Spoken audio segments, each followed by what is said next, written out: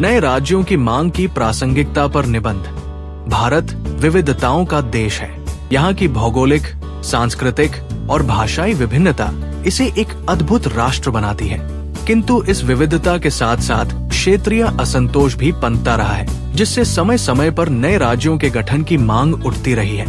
2 जून 2014 को आंध्र प्रदेश से तेलंगाना का गठन हुआ, जिससे ये प्रश्न फिर से प्रासंगिक हो गया कि क्या विकास और सुशासन के लिए बड़े राज्यों का विभाजन आवश्यक है? क्या नए राज्यों के निर्माण से प्रशासनिक व्यवस्था बेहतर होती है, या ये सिर्फ राजनीतिक स्वार्थों की उपज है? नए राज्यों की मांग का ऐतिहासिक परिप्रेक्ष्य। स्वतंत्रता प्राप्ति के बाद भारत में राज्यों का पुनर्गठन एक महत्वपूर्ण विषय रहा। 1953 में पोट्टी श्रीरामुलु की भूख हड़ताल और उनकी मृत्यु के बाद आंध्र प्रदेश को एक स्वतंत्र तेलुगु भाषी राज्य के रूप में गठित किया गया। इसके पश्चात 1956 में राज्य पुनर्गठन आयोग का गठन हुआ, जिसने भाषा को आधार मानते हुए राज्यों का पुनर्गठन किया। इसी के परिणाम स्वरूप महाराष्ट्र, गुजरात, तमिलनाडु, केरल, कर्नाटक, पंजाब आदि राज्यों का गठन हुआ। बाद में जब प्रशासनिक असुविधाएं और क्षेत्रीय असंतोष बढ़ा, तो नए राज्यों की मांग फिर से उठी। वर्ष 2000 में उत्तर प्रदेश से उत्तराखंड, मध्य प्रदेश से छत्तीसगढ़ और बिहार से झारखंड का गठन किया गया। इन राज्यों के गठन का तर्क ये था कि छोटे राज्यों का प्रशासनिक संचालन अधिक सुगम होगा और वहाँ का विकास तेजी से होगा। क्या नए राज्यों का गठन विकास के लिए आवश्यक है? नए राज्यों के गठन का मुख्य तर्क ये दिया जाता है कि छोटे राज्यों में प्रशासनिक दक्षता बढ़ती है और संसाधनों का समान वितरण होता है। उदाहरण के लिए छत्तीसगढ़ अपने गठन के बाद से कोयला और लौह अयस्क जैसे खनिज संसाधनों का अधिकतम उपयोग कर पाया, जिससे उसकी आर्थिक स्थिति मजबूत हुई। उत्तराखंड में पर्यटन उद्योग को नई ऊंचाइयां मिली, जिससे राज्य की अर्थव्यवस्था में सुधार हुआ। हालांकि नए राज्यों के गठन का दूसरा पक्ष भी है। झारखंड में राजनीतिक अस्थिरता ने विकास की गति को धीमा कर दिया। छत्तीसगढ़ में नक्सली गतिविधियों ने कानून व्यवस्था की स्थिति को कमजोर किया।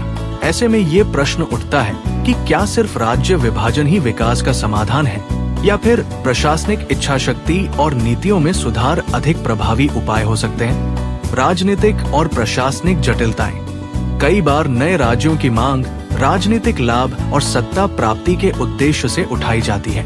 कुछ नेता क्षेत्रीय असंतोष को बढ़ावा देकर नए राज्यों के गठन को अपनी राजनीति चमकाने का साधन बना लेते हैं। ये भी देखा गया है कि नए राज्यों के गठन के बाद संसाधनों और परिसंपत्तियों के बंटवारे को लेकर पुराने और नए राज्यों के बीच विवाद उत्पन्न होते हैं। उदाहरण के लिए झारखंड के गठन के बाद बिहार को खनिज संपदा के नुकसान का सामना करना पड़ा, जिससे उसकी आर्थिक स्थिति कमजोर हुई। तेलंगाना के गठन के बाद हैदराबाद को लेकर आंध्र प्रदेश और तेलंगाना के बीच विवाद उत्पन्न हुआ। इन विवादों के कारण कई बार विकास कार्य बाधित हो जाते हैं, जिससे नए राज्यों की वास्तविक प्रगति धीमी हो जाती है। क्या बड़ा राज्य प्रशासन के लिए बाधा है?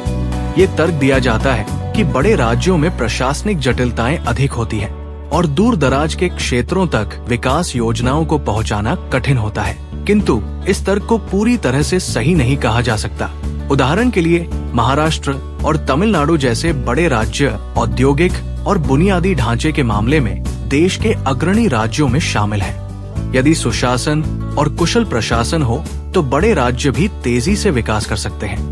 आज के डिजिटल युग में ई गवर्नेंस और प्रशासनिक सुधारों के माध्यम से सुशासन को किसी भी राज्य के कोने कोने तक पहुंचाया जा सकता है। विकास के लिए नए राज्यों की जरूरत या बेहतर प्रशासन? यदि हम नए राज्यों के गठन के पीछे के मूल कारणों पर ध्यान दें, तो ये स्पष्ट होता है कि आमतौर पर ये मांग क्षेत्रीय असमानता और विकास की कमी के कारण उठती है। यदि सरकारें बड़े राज्यों में भी समान रूप से विकास कार्यों को बढ़ावा दें, प्रशासनिक पारदर्शिता लाएं और भ्रष्टाचार पर लगाम लगाएं, तो नए राज्यों के गठन की आवश्यकता ही नहीं पड़ेगी।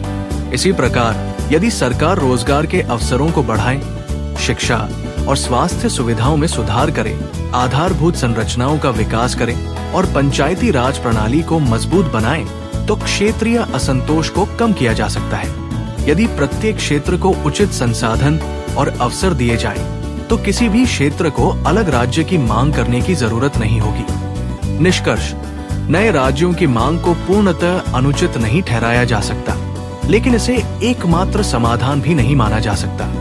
यदि नए राज्यों का गठन प्रशासनिक सुगमता और विकास के वास्तविक उद्देश्य से किया जाए, तो ये देश की प्रगति में सहायक हो सकता है। किंतु यदि ये केवल राजनीतिक स्वार्थों की पूर्ति के लिए किया जाता है, तो इससे न तो जनता को लाभ होगा और न ही देश को।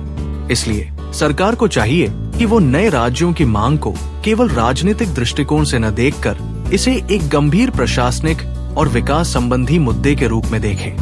जब तक क्षेत्रीय असमानता और प्रशासनिक अक्षमता बनी रहेगी, तब तक नए राज्यों की मांग उठती रहेगी। किंतु यदि सरकार दूर दराज के क्षेत्रों तक विकास की किरण पहुंचाने में सफल होती है, तो शायद नए राज्यों के गठन की आवश्यकता ही न पड़े। Like, comment, and subscribe.